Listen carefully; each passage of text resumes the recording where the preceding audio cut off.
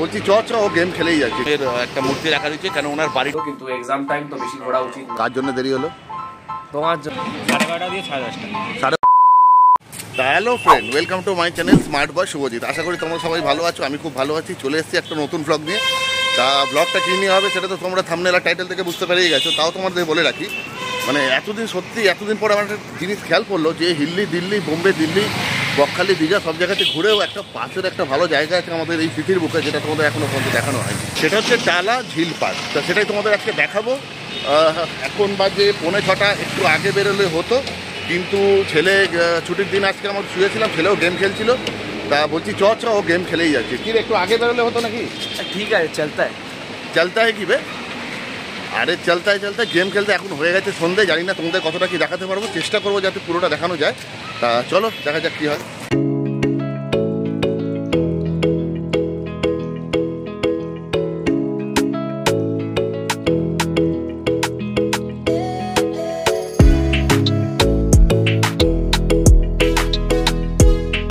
এই যে ফ্রেন্ড, আমরা চলে এসেছি পার্কের মূল দ্বার, এটাই মেন গেট।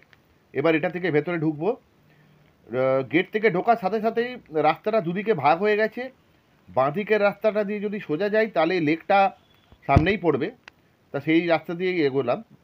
এই দেখো লেকটা। এবার যেমন তোমরা দেখতে পাচ্ছ, লেকটা রেলিং দিয়ে ঘিরে দিয়েছে। দেখো, আগে এরকম ঘেরা ছিল না, যদিও এখন জানি না কেন করেছে। আমি তো বছর 10 আগেও এসছি লাস্ট, তখন তো এরকম ঘেরা ছিল না। বিশ্রামাগারও করা আছে, যারা ইভিনিং ওয়াক বা মর্নিং ওয়াকে বেরোয় তারা এখানে বিশ্রাম নেয়। এখানে ছুটির দিন শুনলাম প্রচুর পথচারীর ভিড় এখানে হয়, কিন্তু আজকে যেহেতু ছুটির দিন নয় এবং সন্ধেও হয়ে গেছে, সেই জন্যে হয়তো বা সেরকম একটা ভিড় চোখে পড়লো না। তা আমরা আস্তে আস্তে এগিয়ে চললাম। এই দেখো, লেকের ভেতরে এই একটা বাগান করা আছে। এই বাগানটা ঠিক এইখান দিয়ে যে ব্রিজটা দেখছো বা সাঁকো দেখছো, যা বলবে, ওইখান থেকে এই বাগানটায় যাওয়া যায়। এই বাগানটা এখন বন্ধ আছে, দেখাতে পারলাম না। বিশেষ দিনে এই বাগানটা খোলা থাকে। তা ফ্রেন্ড, এই টালা লেকের একটা আলাদা ঐতিহ্য আছে। এর বয়সও প্রায় শতাধিক।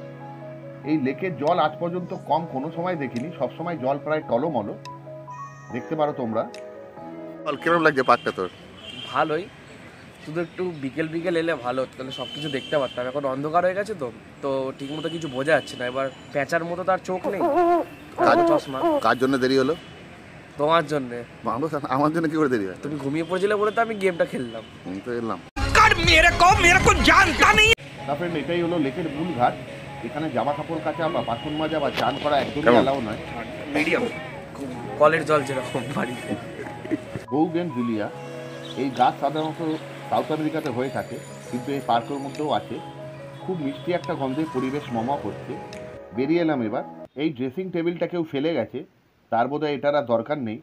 পড়েছিল নিজের মতো পরিত্যক্ত একটা জিনিস। এখানেই দেখতে পাচ্ছেন আমাদের বিদ্রোহী কবি, বিখ্যাত কবি কাজী নজরুল ইসলামের একটা মূর্তি রাখা রয়েছে, কেন ওনার বাড়িটাও এখানে। এই যে বাড়িটা ওনার দেখছো, বাড়িটা তোমাদের ভালো করে দেখাবো। আর তারপরে আমরা যাবো হচ্ছে এখানে পাশেই বেনফিসের একটা রেস্টুরেন্ট আছে, সেখানে যাব, দেখবো কি পাওয়া যায়। তা চলো এগিয়ে চলা যাক। তারপরে এই হচ্ছে বিদ্রোহী কবির বাড়ি। অবশ্যই এই বাড়িটিতে তিনি থাকতেন না, কিন্তু এই ভিটেতেই তিনি জীবদ্দশায় ছিলেন। পার্কের বিপরীতেই বাড়িটি অবস্থিত।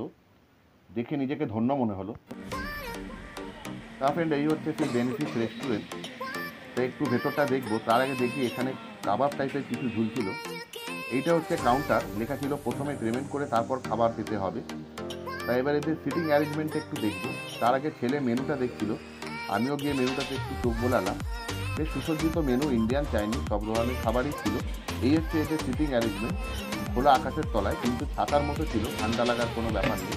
এই ছেলেটার সাথে একটু কথা বলবো। ভাই, তোমাদের কটা থেকে কটা পর্যন্ত খোলা? 12:30 দিয়ে 10:30। 12:30 থেকে 12:30 দিয়ে 10:30, রাত 10:30।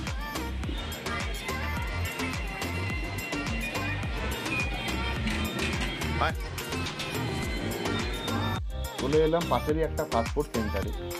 এখানে বিভিন্ন ধরনের খাবার ছিল। ছেলের পছন্দ হলো চিকেন পকোড়া। পকোড়া সাইজগুলো সত্যি খুব সুন্দর ছিল। অর্ডার করে দিলাম। দাম মাত্র 15 টাকা করে। দুটো ওর আর দুটো আমার, 4টে চিকেন পকোড়া অর্ডার করে দিলাম। তা চিকেন পকোড়াটা আসছে, দেখো কেরাম। এই দেখো, চিকেন পকোড়াগুলো শোকেসের ভেতর রাখা ছিল।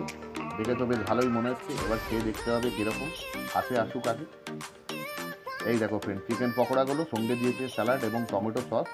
এইটা ছেলে খাচ্ছে, আশা করি ভালোই লেগেছে। ও পেঁয়াজের পরিমাণ বেশি হলেও পকোড়াটা সুস্বাদু ছিল। এবার বাড়ি ফেরার পালা, 8টা বাজে। তা ফ্রেন্ড ফাইনালি বাড়ি চলে এসেছি, এসে চা খাচ্ছি। আর কি তোর स्वागत तो करो हमारा। সে তো ঠিক আছে, কিন্তু কি আজকে কেমন, আমাদের ঘোরাটা কেমন হলো? ভালোই হয়েছে, একটুখানি ঘুরলে মজা আসতো, কিন্তু এক্সাম টাইম তো বেশি ঘোরা উচিত না। হ্যাঁ, তা কথা হচ্ছে যে ঘোরাঘুরি তো হলো, খাওয়া দাওয়া হলো। আশা করি তোমাদের ব্লগটা ভালো লাগবে। তা যতটা পারলাম তোমাদের দেখালাম। এই ব্লগে সন্ধ্যা হয়ে গেছিলো বলে অতটা দেখাতেও পারিনি। পরে কোনো একদিন ভোরবেলা বা সকালবেলা গিয়ে ভিডিও করে তোমাদের দেখানোর চেষ্টা করব।